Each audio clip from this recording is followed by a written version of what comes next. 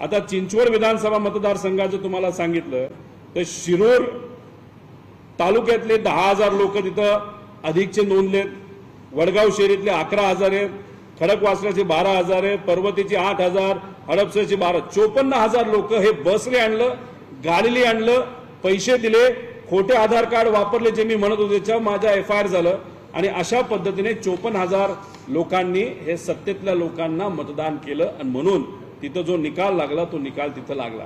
हे मुद्दे सगळ्यांनी मांडले, आम्ही मांडले महाविकास आघाडी म्हणून, पण मग फडणवीस साहेबांनी लोकशाहीची बाजू घेण्याऐवजी त्यांनी घेतली इलेक्शन कमिशनची बाजू।